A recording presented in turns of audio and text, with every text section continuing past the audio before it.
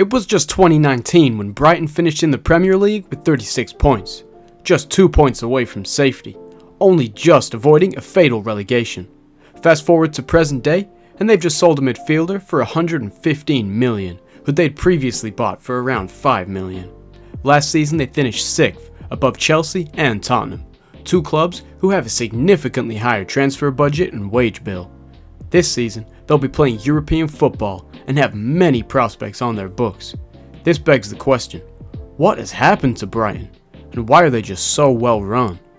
One would argue that this is because they had a great tactical manager in Graham Potter, or they just got a bit lucky in a lower quality Premier League, with teams like Liverpool and Chelsea underperforming. But really, I think it comes down to something else.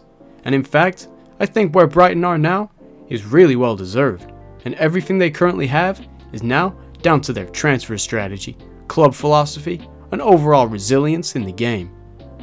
They have great scouts. They can offer something top teams just can't.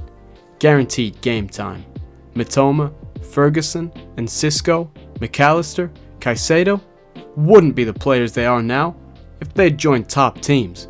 Caicedo joined from Ecuadorian side, Independent Del Valle. The way they buy players is that they identify what they need at that current time.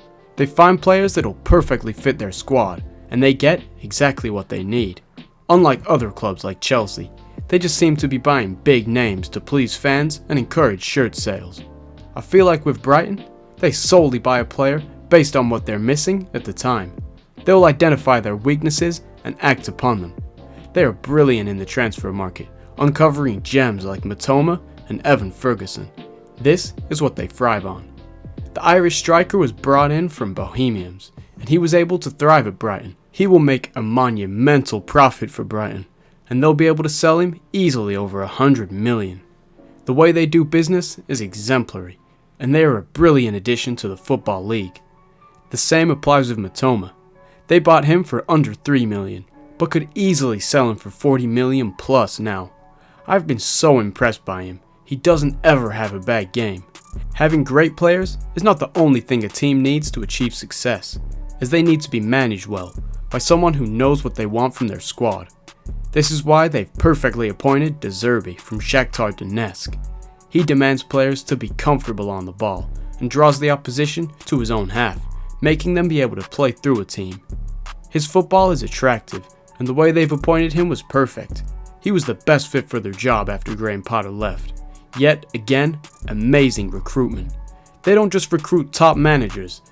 Like Man United, look how many managers they've gone through, and look how that went. Another reason why they're amazing is that they shop in unorthodox markets, and they offer game time and patience so that the players can adapt over a couple of years. Fans don't turn on the players super quick, and they improve in a good environment. The fans are a huge part of the club's success. A good example is with Arsenal. When Granit Xhaka was playing badly and he was captain, the whole fan base turned on him, and because they are entitled, they expect a top quality captain. However, it's different with Brighton, because they're not entitled. They have no expectations of how the players should play.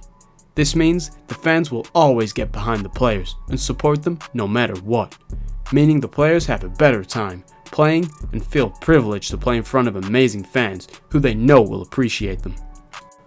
The way they are ran is beautiful. Everything at the right scale.